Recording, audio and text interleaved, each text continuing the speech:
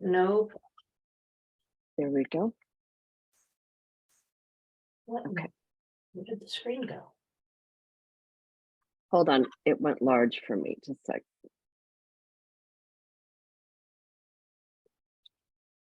Oh, it's moving over here.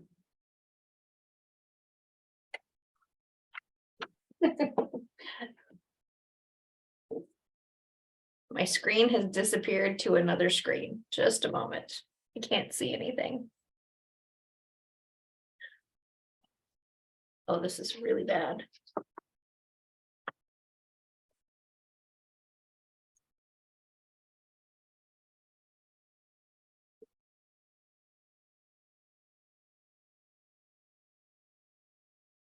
There. Sorry, that was a lot harder than it needed to be. Okay. First item on the list there at the top, that's an item that is now pending for rulemaking. We are holding that item because we're going to try to bundle as many items that will go through rulemaking concurrently as we possibly can, which is why we've not moved forward on that item. And that was technically C2. C1, clarification of ticket status does not participate. That information has been passed along to One Call Concepts. They're investigating how they can make revisions to the ticket language to accommodate the necessary change. Indicating that does not participate does not mean that they do not participate in locating underground facilities, but rather that they do not participate in positive response.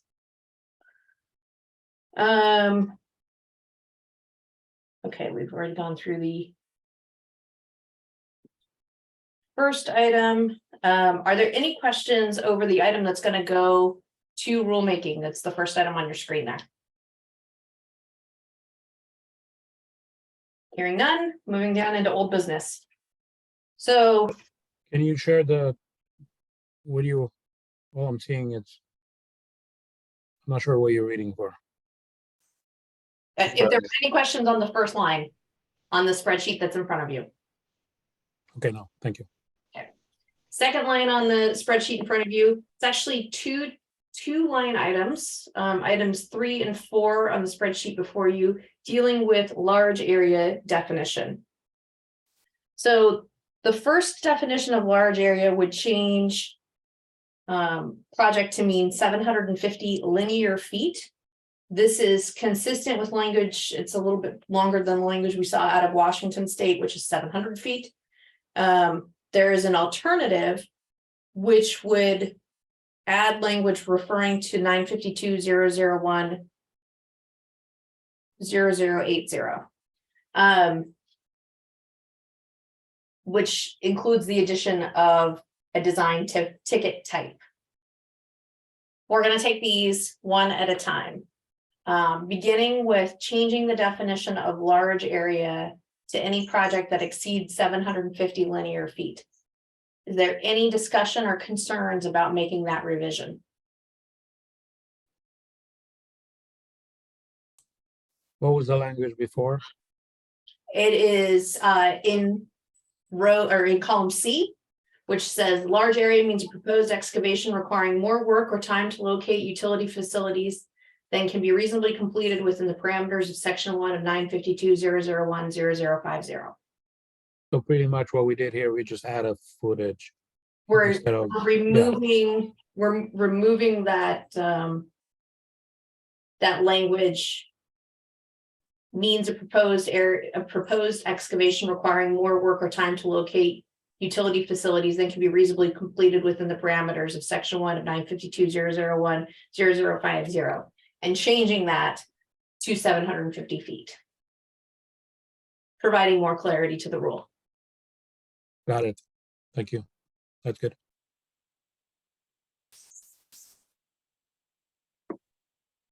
So if there is no concerns with making that revision, I will entertain a motion for the committee to recommend to the board that we pursue rulemaking to make this revision of 750 feet defining large area.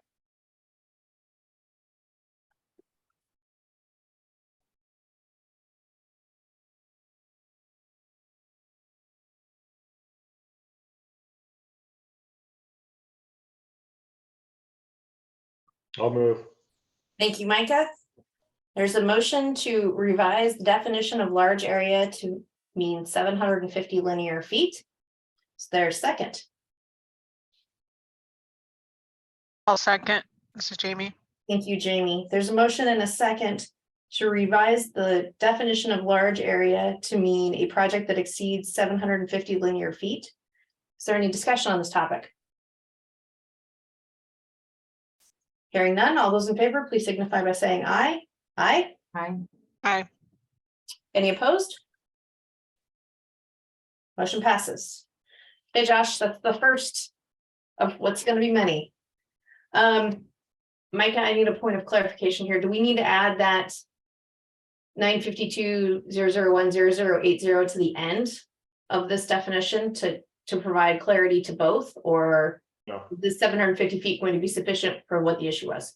no, I believe that the survey language refers to the, as long as the definition here is complete, the 750, it should. Okay, great. So we will be striking. We'll be striking item 4, Kitty, from the work log. I'm going to go ahead and remove that on my working copy now. So go ahead and strike that whole line.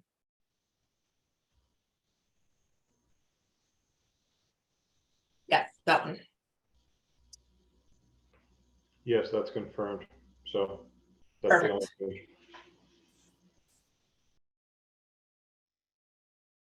I am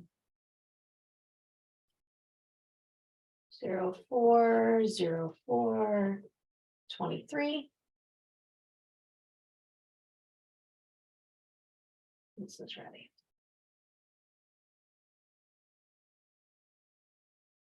Okay. Next item is amending the language required for excavators to pre-mark all proposed excavation in white paint. We have so the existing language is except as provided in section 2 of this rule. Prior to notifying the Oregon Utility Notification Center, an excavator must pre-mark with the color white the immediate area of the proposed excavation within both the public right-of-way and underground easements. And then there's some exception language below that, focusing on 2A. An excavator need not pre-mark as required in section 1 of this rule if the operator can determine precisely the direction, length, and location of the proposed excavation by referring to a locate ticket, or, and goes on to sub B. Proposed amendment to this, or proposed revision to this language would be as follows. Before the beginning of the proposed project, the excavator must communicate directly with the operators to ensure that the boundary of the excavation area is accurately identified. Or there's a secondary alternative language, which is rewriting that entire section. Either one of these approaches will address the desired outcome here. So I'm looking for the committee to provide some discussion around which of the 2 options for proposed revised language would be preferred.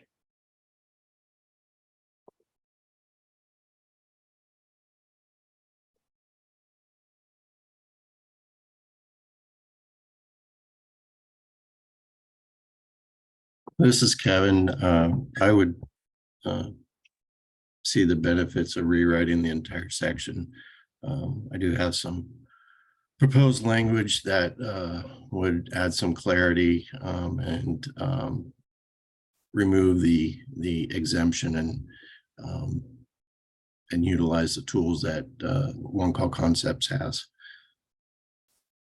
Okay, Kevin, since that language has not been socialized with the committee yet, we can't take it under consideration today. I'm not proposing that I take it today or consider it. I'm just saying I have some stuff that I can propose later, so. Okay, so that's one option. May I hear from the rest of the committee on this matter, please?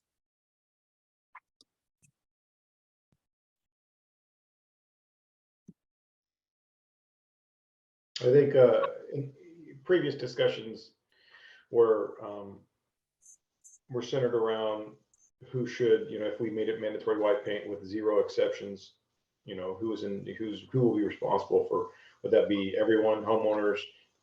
And then, you know, of course, the excavators, because you're either submitting a ticket as a homeowner or you're submitting a ticket as an excavator. So that was some context to some discussion before. And that's kind of where we left off. I'd like to see, go ahead. We also talked, Micah, about all the efforts that we did with the virtual white paint. It's one of those things, if we're gonna make this mandatory for white paint, it's gonna be discussed about who's gonna be the one who's gonna need to make this, you know, white paint on the ground. I mean, you're talking about excavators, you're talking about owners, you talk about, you know, different, even excavators, depending on what kind of work they do. And, you know, it's considered an excavator for somebody who's putting a sign for sale or something like that. It's an excavator, he's gonna do a haul. If that can be specifically done into, you know, without him being on site and mark that in white.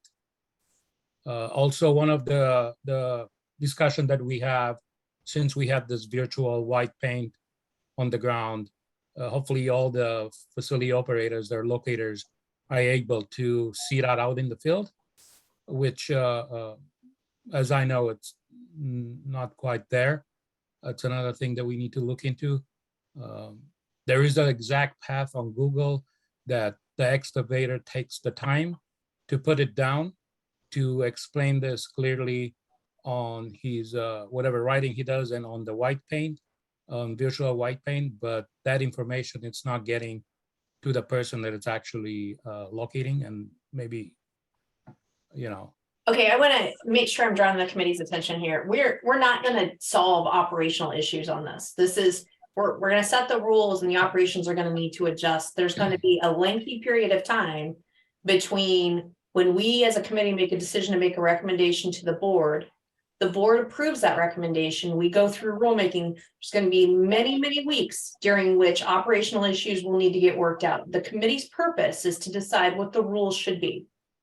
Yeah, and then you try to decide here what the rules should be on this one, but in the meantime, you actually intervene in the operation, because if we're making this mandatory, put the white paint on the ground for somebody, you just give, and then you have here verbal if, you know, they can actually null the ticket or refuse to locate because there's no white paint on the ground or something like that. I just definitely won't, we need to stay away from that. I'm in my opinion, but. So let me make Will sure do. I'm capturing your comments here correctly, Mitch. You see that mandatory white paint is not a necessary requirement. I don't see as a necessary requirement based on everything that we did prior to this with the virtual white paint and everything else. I mean, we're putting everything on the excavator, but we have to look on the other side too. Correct? So if the excavator, we have to give him, you know, some options here. It's very easy to say you as an excavator have to put white paint on the ground no matter what. But me as a locator, I cannot have an iPad with me or an iPhone with me or you know, a digital something with me on the field to actually be able to see what the excavator is saying. I mean, sometimes making that virtual white paint takes longer than putting the paint on the ground. Well, I mean, Yes. the rule isn't specific to how the paint is being applied, whether it's virtual or hard, you know, and this is an existing rule today. White paint is, there are some exceptions. We're looking at either cleaning up an exception or rewriting the rule. I think rewriting a rule might be the way to go with all the information that we might get from the OCC with the virtual white paint, and we give the excavator, because honestly, I think 90% of the jobs are white painted already. So we're hitting a few jobs that are not white painting, and those guys are using virtual white paint, and that's what we're getting questions about. So Okay, well, I'd like to hear from the Right. excavators that are on the committee. Paul, Connor? Would you please weigh in here?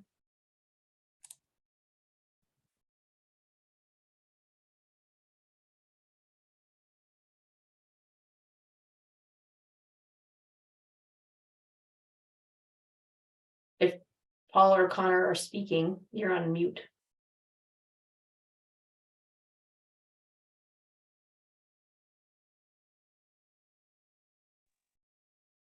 Oh, there we Oh, are. you're there. Can you hear me, Jessica? I'm having problems. It keeps kicking me off. Oh, I'm sorry, Connor. Yes, I can hear you. What are your thoughts here, sir? So I just got back on, so I'm trying to catch up. I heard some of the comments about the white paint. So we have an option here with the language that we're looking at to either clarify an exemption or rewrite this entire section of rule. From your perspective, Connor, what would be the preference here as an excavator? And so with this exception, if somebody was to, is this in lieu of using the polygon? Or is this we have to do both? Well, right now, white paint, pre-marking and white paint is required only if the excavator, excuse me. White paint is required unless the operator can determine the precise location, length, and location of the proposed excavation by referring to a locate ticket.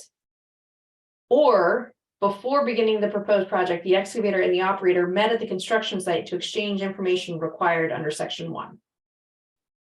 We would be changing the exception related to the operator determining the precise location, direction, and location of the proposed excavation to read, before beginning the proposed project, the excavator must communicate directly with the operators to ensure that the boundary of the excavation area is accurately identified.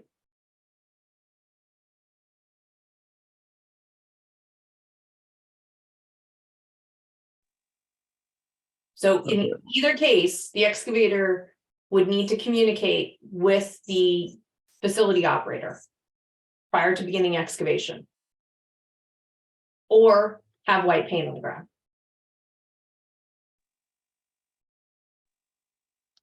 Okay. Yeah, I didn't hear any conversation before I got back on with if there was a discrepancy, if there would be a delay on the operator side. Was that something that was discussed? Well, so either there's white paint or the delay, you mean from communicating directly?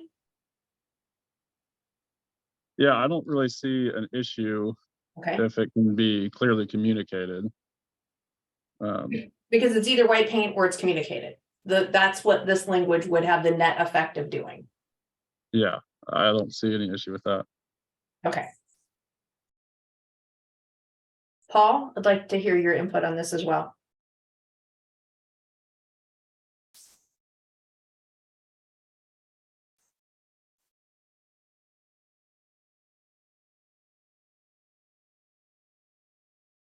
Paul, you're on mute, sir, if you're trying to speak.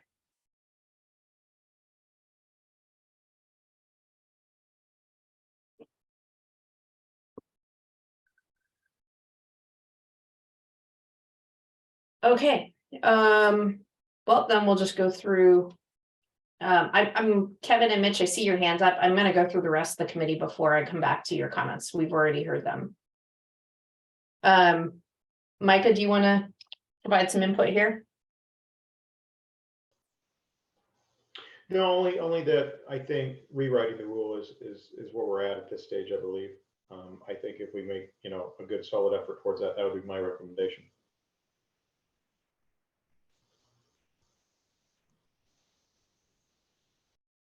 Alba?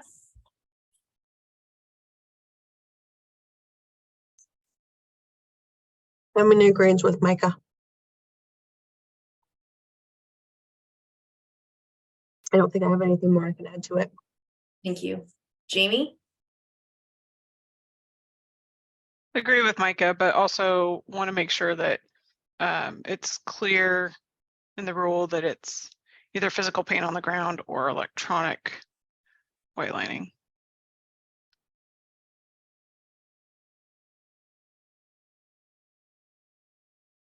Because I think that keeps us relevant with the technology and where the technology is just going to stay.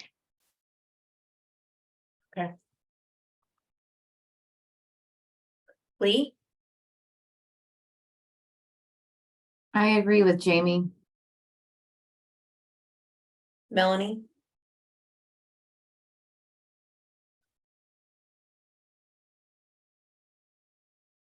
Oh. She just texted, she had to jump off for a second. Oh, okay. So neither proposal are being accepted at this time is what I'm hearing from the committee. Is that correct?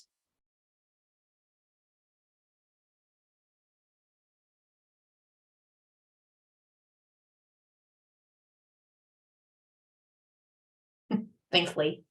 Okay, well then, committee members, then I will need one of you to provide me with language within 7 business days so that we can get that circulated to the committee and get another meeting on the calendar. So who wants to take the drafting or on that? I'll volunteer, Ms. Kevin. Okay, Kevin, I need that in my inbox by the 10th.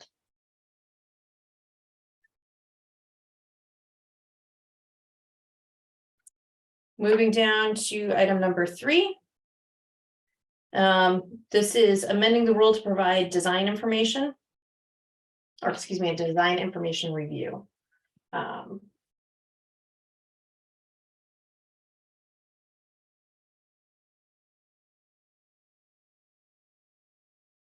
put it here, otherwise I'll lose my place.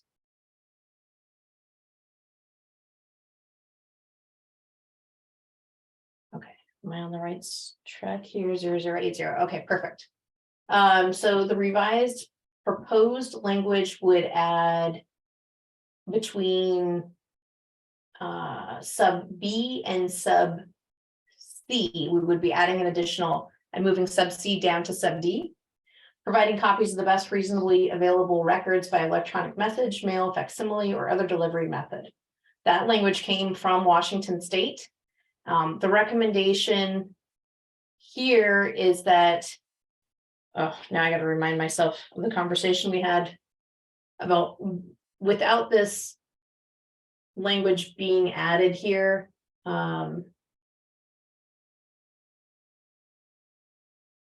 Josh, remind me, gosh. I know we had to have this language in there, otherwise we weren't going to have continuity of the information. I think the intent was to handle this operationally through one call concepts through a call center, but that something needed to be put in here to kind of mirror what Washington has in place that provides for the process for and as Mitch has said before, a lot of this is already taking place, that the facility operators are already providing these records and this information. This just formalizes it. Okay, thank you very much. Does the committee have any questions or concerns about this revision?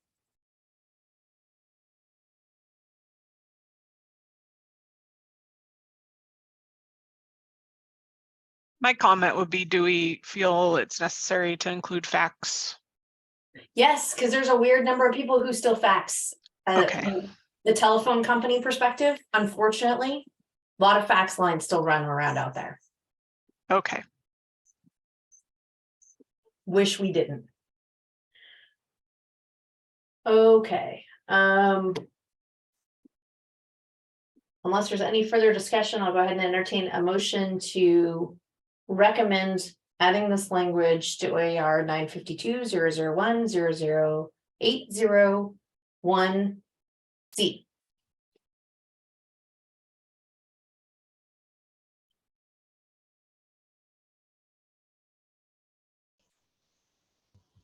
So moved. Thank you, Micah. Micah has moved to add 1C to the existing rule. Is there a second? This is Alba. I'll second. Thank you. There's a motion and a second. All those in favor, or is there any discussion, rather? Hearing none. All those in favor of adding sub C to rule 952.001.00801, please signify by saying aye. Aye. Aye. Any Aye. opposed, please state the same. Hearing none, motion carries. Okay.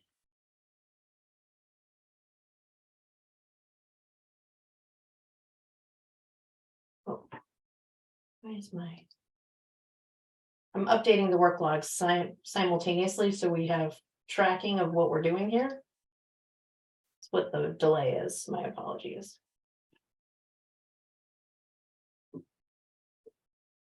Okay.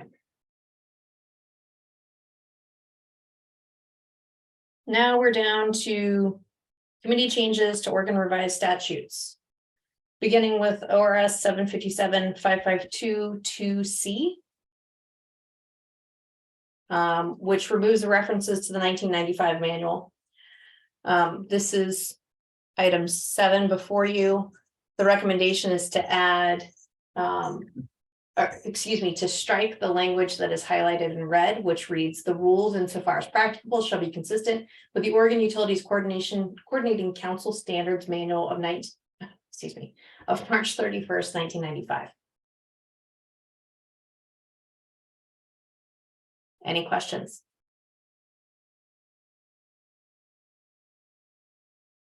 Okay, I will entertain a motion to recommend removal of this language to the board. So moved. Thank you, Jamie. Is there a second?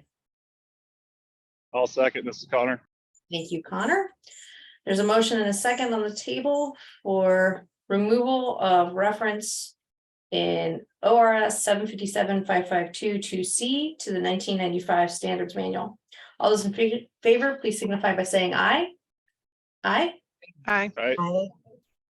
Any opposed, please state the same. Motion carries. Sorry, I was trying to vote present. I was muted. Oh, perfect. Thank you. Go. My spreadsheet's being all wonky now.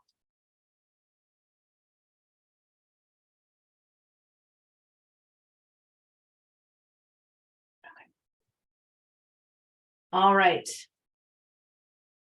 We are cooking right along here. Second revision to Oregon revised statutes 757-552 sub 4. And this is to remove all exemptions to participation in the OUNC rates. The existing language provides an exemption for cities that have a population under 15,000, communications utilities serving fewer than 50,000 access lines and are regulated by the OPUC, cable system operators serving fewer than 15,000 customers, utilities, special districts, pupil utilities districts, or authorities providing electricity, water, or sanitary sewer service to fewer than 15,000 residential customers, or telecommunication cooperatives. This would be a straight strike of all of that language. Is there any discussion for the committee on this matter? Hearing none, I will. Oh, Could you scroll up? I can't see what, I think it's above. No, what line was this? I'm sorry. these removals. Was it row 6? This was added as a. This was added as a carryover as old business, and it did not make it onto the work log ahead of time. No, but it was in the agenda. So this is item B2, or excuse me, where are we? Sub 3? Yeah, sub 3 B2.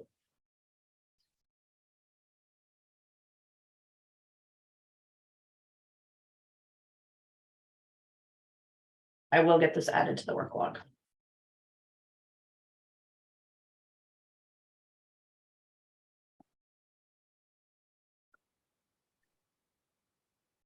Is there any discussion on this matter?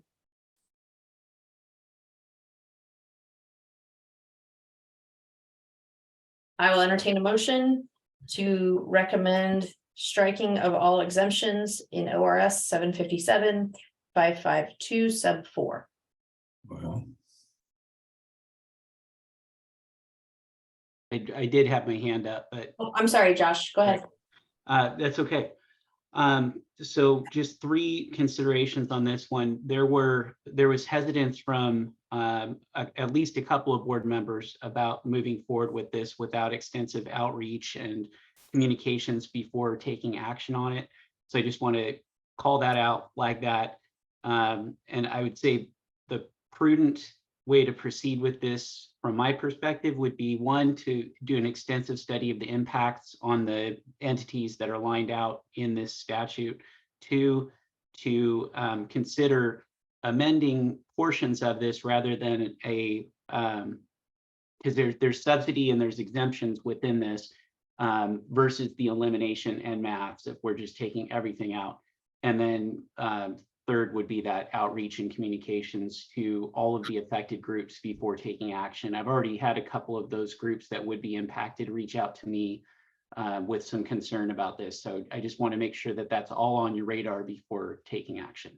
Well, and to be clear about this, this is a statutory change that requires the legislative body to take action on it. The soonest this could possibly be looked at. 2025. Yes. Most likely. So this is simply a recommendation that we move forward. We followed the process internally for how we make changes to the language. The stakeholder outreach and vetting, that's something that has to happen at the board level.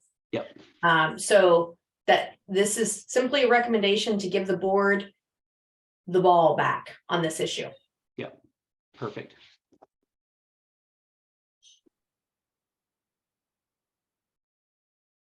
I'm going to go ahead and make the motion to refer this back to the board. To enact the, and here's the reality of it. Simply Fiber will fall in the category of one of these exemptions very soon. And as a major contributor to this organization, if you don't eliminate these exemptions, you are going to lose a large portion of your budget very quickly. So And also mentioning from a stakeholder that would not fall in exemption, I believe the larger stakeholders then end up paying a larger share because then rates increase and they then end up affected in that way. correct. This is the only way that we correct.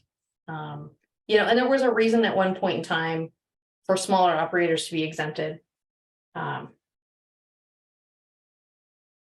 not exempted from property taxes. They're not exempted from, commission fees. Exempting them from our processes, simply raising the cost of our operations across fewer parties that are contributing. So I've made the motion. Is there a second? Second. Thank you, Mitch. Motion and second to recommend elimination of all exemptions under ORS 757-552 sub 4. All those in favor, please signify by saying aye. Aye. Aye. You gonna have discussion? I'm sorry, Alva, did you have a discussion point? No, but you should have called out discussion just in case. Oh. My apologies. We will step back. Is there any discussion on this matter? I do have a question. Please. So removing the existing language portion, does that remove section II, the whole title of it?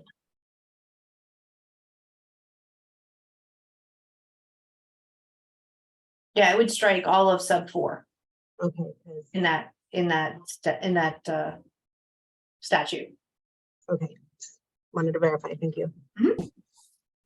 Thank you for that. Okay. I have a quick, so the first time we can attack this is 2025? Mhm.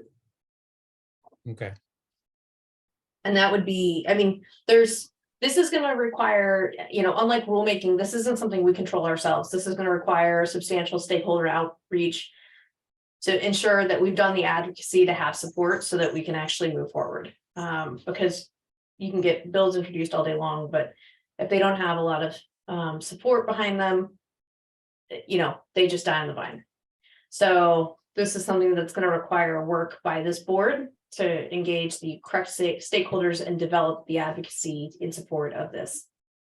Again, we're just handing this opportunity back to the board. Yeah. Okay. There's a motion and a second. We've had discussion. All those in favor, please signify by saying aye. Aye. Aye. Aye. Any opposed, please state the same. Like to vote present. Kevin? Thanks.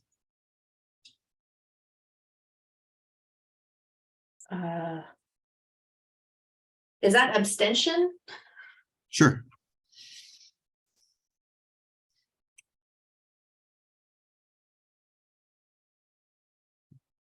Okay, Typically it's present, but sure.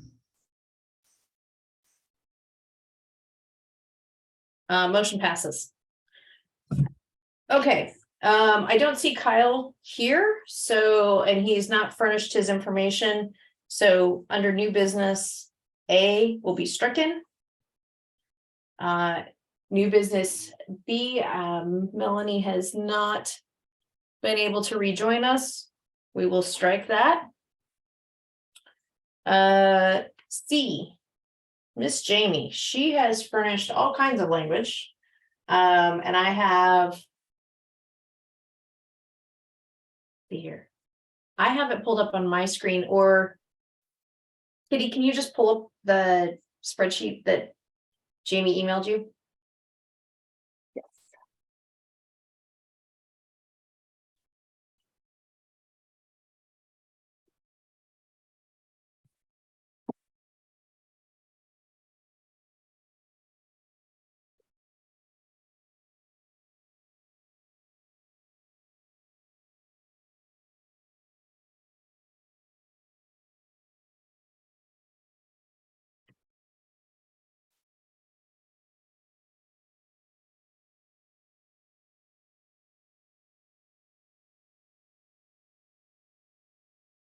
You guys see that?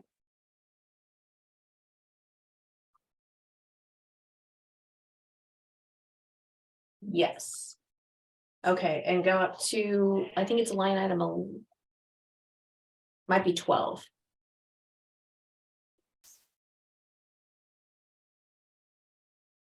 Yes, perfect, right there. Okay, ticket life. So the issue here is the longevity of the one call ticket. This is based upon the Northwest Nashville White Paper. Recommendation is to change the definition of ticket life from 45 days to 28 calendar days. I'll just clarify, it's the American Gas Association white paper. So the longest duration they suggest is 28 calendar days. I guess a important point here would be that if we were to shorten ours from that 45 to 28, that does then take us out of alignment with Washington, which is 45 days. And I don't necessarily have the history there to speak to if we chose 45 to be in alignment or if Washington aligned with us. But I know that that's something that we would want to consider, that if we change it, we would no longer be in alignment. So, JB, we just moved this one to 45. We used to have this as a life of the ticket. And we did change this to align with Washington for the 45 days. I think we did it like 2 years ago or 3 years ago. Mike, I can confirm exactly when we changed this. It was changed in 2019, yeah.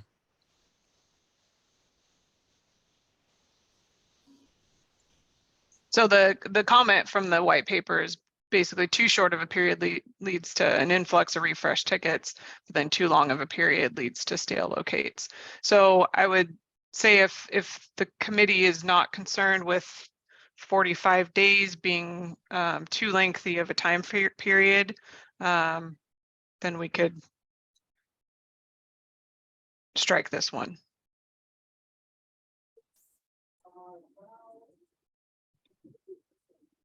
I guess it'd be interesting to hear from an excavator what they feel like the clarity of the marks, how long they typically last for them. If Connor's available. Yeah, you guys able to hear me? Yep. Yep. So my concern would be if we shorten it, you're gonna have, like you were saying, the influx of relocates. And some of these projects, I guess I would like to see kind of where that would put a locator at, because if we're gonna be bogging the system down every 28 days, I feel like that might have some pushback. And if it doesn't align with Washington, it might be kind of confusing for those that work in both Oregon and Washington. Kevin? Yeah, my concern is that we're, the focusing on alignment and what it would do to a locator. The point of this board and this effort is to develop rules to prevent damage. And in this white paper that Jamie brought from the AGA, it did a broad spectrum of review on the effectiveness, and I believe 28 days is even above the Common Ground Alliance recommendation. So I do believe that 28 days is a relevant number to bring down damages from the standpoint of what we see in the field as far as excavation activities, and also with complaints and enforcement thereafter. So that's my 2 cents on the purpose. Thanks.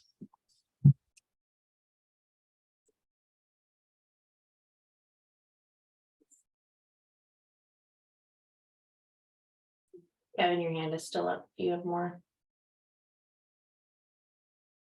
Okay, Sorry. Micah? So from the locating side of it, it makes no difference. And as far as working in both states, it's not going to have any effect either way on the locate contract locate world. It's going to be, the ticket expires in one state at 28 days. The other ticket, a ticket expires in 45 days. It doesn't really affect the locator at all, or how they approach. As far as the business goes, it doesn't really on that end either. So I think from the contract locating end, we'd look at really what were the results of the white paper, and say, okay, is this going to prevent damages? Low contract locating, we're going to benefit, in that arena from more tickets coming in. Get the bill, our clients for more, right? So that's going to benefit. But at the same time, can we meet the requirements of 2 business days when there's an influx of tickets? So it's, that's, there's a benefit and there's a negative. So I would advocate to stay where it's at.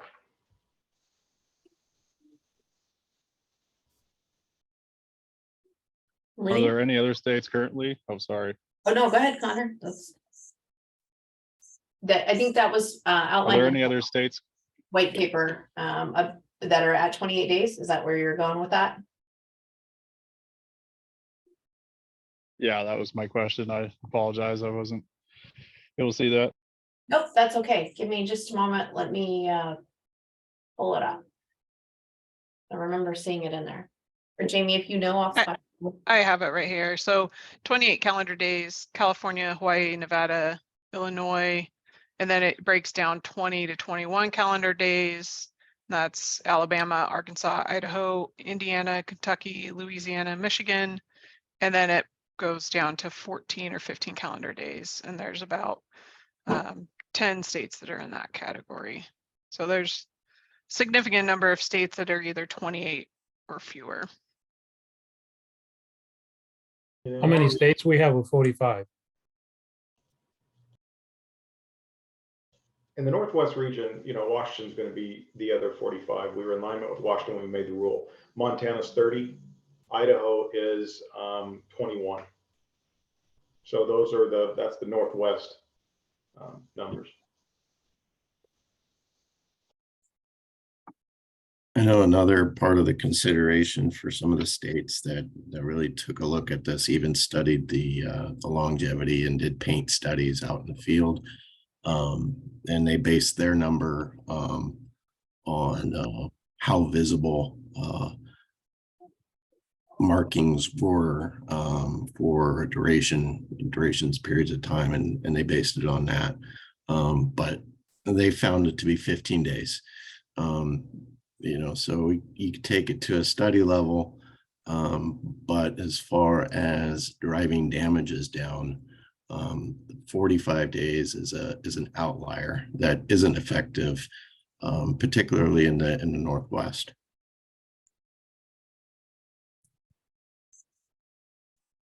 Thanks for that update, Josh. Meg, I'd love to hear your thoughts here.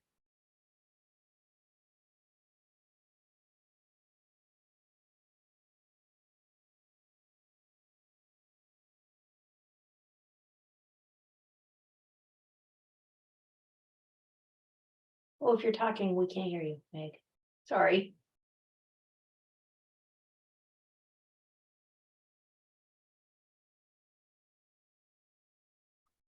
I don't know. I'm sorry. We're not hearing anything. Okay, while you figure that out, Alba, would you like to weigh in here, please? I don't know that there's a lot that I can really add to this conversation. Contractor world, I'm not part of the operator world, owner world, what I do at my job. So personally, I don't see why we couldn't take it down to 28 days. But I really don't have a lot of weight behind what I feel. Okay. Mitch? Well, I don't mind if we go down a little bit. Most of the projects that I have, and they're big projects, they're taking, and you have to look into excavator, how long it takes a project, if he needs to recall the locates over and over. If he's got a project that takes a year, that's a different story, but most of the projects are over 30 days in the hands of an excavator to complete. I honestly, 45, it's fine. If we go down, it's fine either. Because I don't think if there is a data that we can look into and says, if you lower this number, we're not going to have that many that it helps with damages, I will agree right away. But at this point, I didn't see any data or anything like that to say 20 days. It's just we're going from, you know, recommendation, and that's all we have. So here's my answer. I'm either or, but I'm somewhere around 30, 35 on most of my projects that we do. They need to, if the project takes, you know, they need to recall locates if they hit 28 days. It is what it is. If, you know, the damage will lower down, I'm on. Please. I don't know if operationally it would change things that much. At least on our side of things. Okay. We are 5 minutes left in this meeting. Based upon where the committee's at this point, I think we need to have some, it doesn't sound like we have a clear recommendation one way or the other, honestly. So, Kevin, you brought up the CGA recommendation. I'm going to ask you to furnish that reference to me. We'll get that into the next agenda and circulate to the committee and keep this on for consideration at the next meeting.